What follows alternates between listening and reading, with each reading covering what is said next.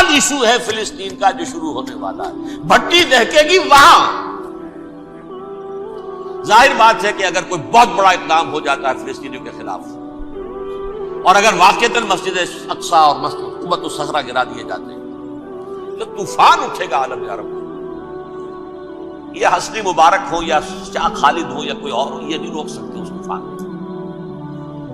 نوجوان خون اٹھے گا، غیرت اور جو بھی حمیت ہے. مسلمان ان پڑھ سے ان پڑھ اور بالکل بے دین وہ بھی مسجد کی حرمت پر کٹ مرنے کو تیار ہو جاتا ہے.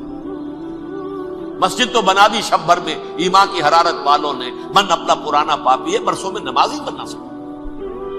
وہ چاہے کانپور کی مسجد تھی مسلمانوں نے جانے دی، چاہے وہ شہید گنج کی مسجد تھی مسلمانوں نے جانے دی، چاہے نماز نہ پڑھتے ہو.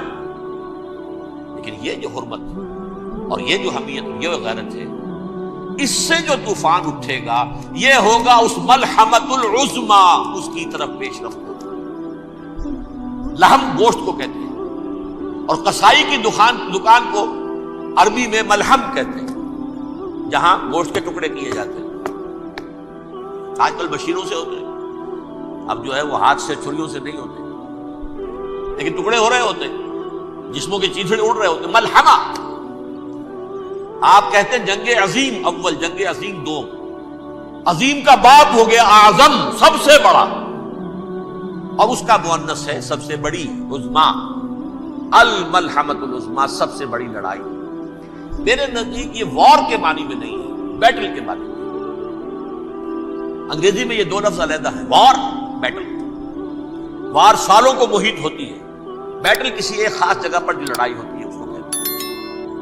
حضور کے اور قریش کے درمیان 6 سالہ وار تھی، جنگ تھی. لیکن battles, battle of Uhud, battle of Badr, یہ بیٹلز تھی، لڑائیاں تھی.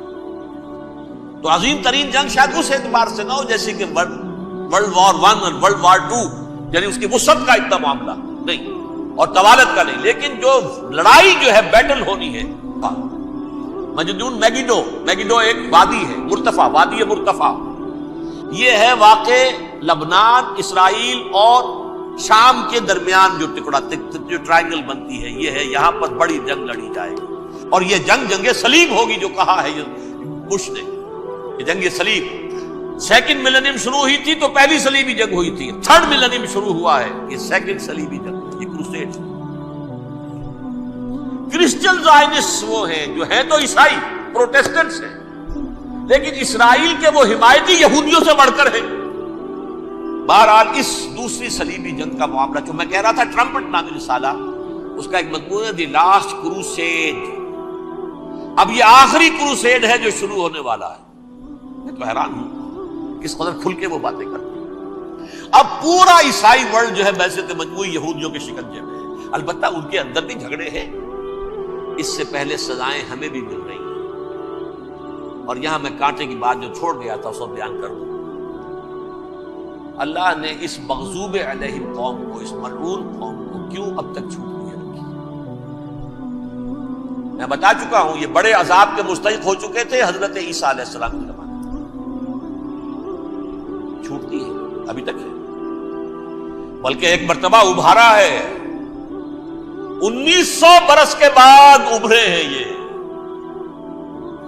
بالفور ڈیکلریشن 1917، سن 70 عیسوی کے بعد، تقریباً 1900 برس، 1850 برس تو ہے کچھ سے. پھر creation of Israel 1948، 1967 extension of Israel, یروشلم پر قبضہ. یہ سارا جو ہے کیوں ہے؟ اللہ تعالیٰ اس خیر امت محمد صلی اللہ علیہ وسلم، اس کے بہترین حصے کو سزا ان ملعونوں کے ہاتھوں دے.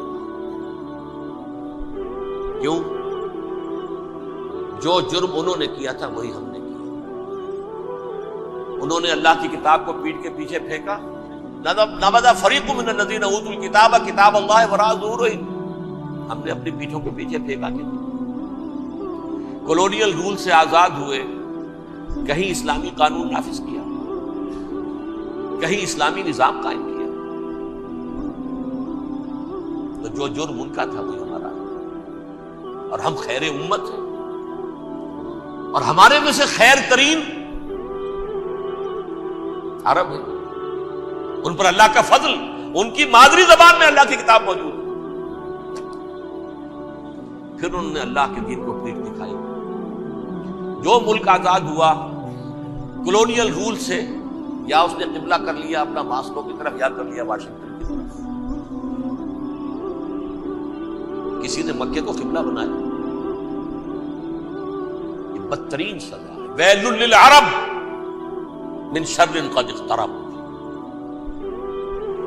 اور ترمذی شریف میں تو یہاں تک روایت ہے، من اقتراب الساعۃ ہلاک العرب، قیامت کے قرب کی ایک نشانی یہ بھی ہوگی کہ عرب ہلاک ہوگی۔ ایک حدیث میں الفاظ آتے ہیں، حضور نے جب کہا یہ ہوگا یہ ہوگا یہ ہوگا، یہ بربادی آئے گی، تو کسی زوجہ محترمہ نام میں بھول رہا ہوں، انہوں نے پوچھا کہ عرب اس دن کہاں ہوں گے؟ فرمایا العرب یومئذ قلیل، بہت کم۔ آخری خاتمہ ہونا ہے یہود کا حضرت مسیح علیہ السلام کے ہاتھوں، وہ عذاب جو 2000 برس تک ان سے ڈرا رہا وہ آئے گا، اور ان کے رسول ہی کے ہاتھوں آئے گا۔ لیکن اس سے پہلے مسلمانوں پر بھی عذاب آ رہا ہے، ہولوکاسٹ کے درجے کا عذاب آ رہا ہے۔ البتہ ہم پاکستانی اس میں یوں سمجھ لیجئے کہ وہ تو خبریں موجود ہیں احادیث میں، وہاں تو جو ہونا ہے ہونا ہے۔ اتنے انسان مریں گے، اتنے انسان مریں گے کہ ایک پرندہ جو ہے اڑتا چلا جائے گا، وہ نہیں چاہے گا کہ نیچے اترے تو کسی لاش پر اترے، اسے جگہ نہیں ملے گی زمین خالی کر کہیں اتر سکے، تھک ہار کر گرے گا، مرے گا تو بھی لاش کے اوپر گرے گا۔ یہ الفاظ ہیں صلی اللہ علیہ وسلم، الملحمۃ العظمیٰ الملحمۃ الکبریٰ، یہ لاسٹ کروسیڈ۔ ٹرمپٹ اخبار نے، میں اس کا فوٹو سٹیٹ بھی کبھی آپ کو دکھا دوں، ویسے میرے ساتھ ہے وہ رسالہ ٹرمپٹ، دی لاسٹ کروسیڈ، اس کی تیاری ہو، وہ الملحمۃ العظمیٰ اور ملحمۃ الکبریٰ جو ہے وہ آنے والی ہے۔ ابن ماجہ میں کبریٰ کہا ہے، اکبر کا مؤنث کبریٰ، ملحمہ کبریٰ سب سے بڑی جنگ، اور ملحمہ عظمیٰ سب سے عظیم جنگ یہ ہوگی۔ بہرحال یہ اب جنگ ہوگی، اس کا نتیجہ کیا نکلے گا یہ تو اللہ ہی جانتا ہے۔ اب میں آخری بات کی طرف آ رہا ہوں۔ آخری نتیجہ تو جو بھی کچھ اپس اینڈ ڈاؤنز آئیں گے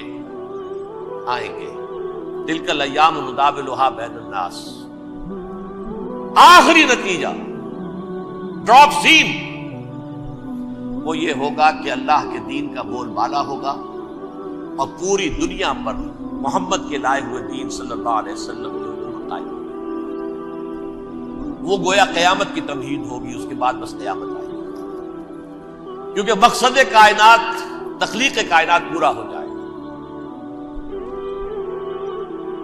پوری مخلوقات کے اندر مقصد تخلیق، کلائمیکس آف کریشن محمد الرسول اللہ صلی اللہ علیہ وسلم، دین کی تکمیل محمد الرسول اللہ صلی اللہ علیہ وسلم۔ اور اس خلافت عرضی کے لیے جو حضرت آدم کو خلافت دی گئی تھی، جب اس میں وہ خلافت پوری دنیا پر قائم ہو جائے گی، اس کا مقصد پورا ہو جائے گا، and that will be the beginning of the end۔